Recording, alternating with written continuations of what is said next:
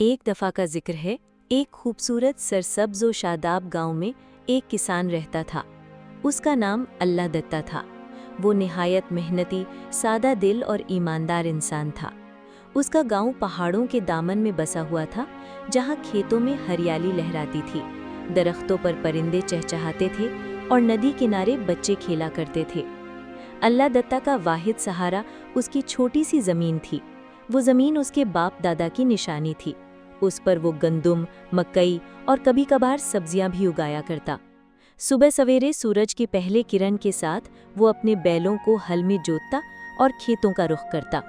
दोपहर को दरख्त के साए तले चने, प्याज और रोटी के साथ खाना खाता और शाम होते ही थका हारा वापस घर लौटता।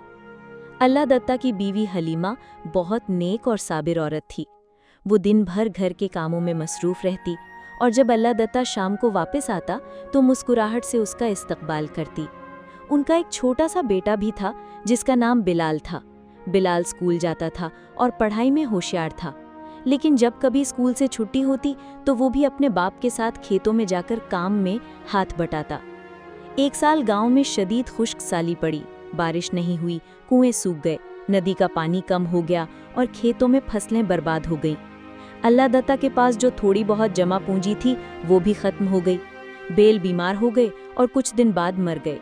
अब अल्लाह दत्ता के पास ना हल चलाने का जरिया था और ना ही बेचने के लिए कोई फसल। अल्लाह दत्ता बहुत परेशान हुआ। एक रात वो अपनी छत पर बैठा आसमान की तरफ देख रहा था। उसकी आंखों में आंसू थे। उसने अल्लाह से दुआ की, या अल्लाह, मेरी मेहनत को ज़ाया मत होने दे, मेरे बेटे का मुस्तकबिल तारीक ना हो। अगले दिन सुबह जब वो खेत में जा रहा था तो रास्ते में उसे एक बाबा जी मिले। वो फकीरों जैसे कपड़े पहने हुए थे, मगर चेहरे पर नूर था। बाबा जी ने अल्लाह दत्ता से चाहा, बेटा परेशान न हो, हर अंधेरी रात के बाद सवेरा ज़रूर होता है, तो मेहनत करता रहे, रब बड़ा रहीम है। ये बात अल्लाह दत्ता के दिल में घर कर गई। उसने हार ना मानी और गांव के पुराने कुएं को साफ किया, अपनी बीवी के जेवर बेचकर कुछ बीज खरीदे और तन्हा अपने हाथों से खेत तैयार किया। वो रोज कुएं से पानी निकालकर फसल को सैराब करता। लोगों ने उस पर हंसी उड़ाई, मगर उसने किसी की परवाह न की। चंद महीने गुजरे और उसकी मेहनत रंग लाई। खेत में हरियाली फैल गई, सब्जियां उगने लगी और गंदुम के खोशे झूमने लगे। वही लोग जो उसे पागल कहते थे अब उससे मशवरा लेने आने लगे। अल्लाह दत्ता ने अपने गांव वालों को भी मेहनत करने की तलकीन की और कहा, अल्लाह तभी देता है जब बंदा खुद कोशिश करता है। रफ्ता रफ्ता पूरे गांव में खुशहाली आ गई। बाबा जी दोबारा नजर न आए, मगर अल्लाह दत्ता को यकीन था कि वो कोई फरिश्ता थे जिन्हें अल्लाह ने उसके हौसले को जगाने के लिए भेजा था। चंद साल बाद बिलाल तालीम मुकम्मल करके एक ज़बरदस्त ज़राअती माहिर बन गया। उसने गांव में जदीद तरीके लाए, पानी की बचत के मंसूबे बनाए और गांव को तरक्की की नई राहों पर गामजन किया।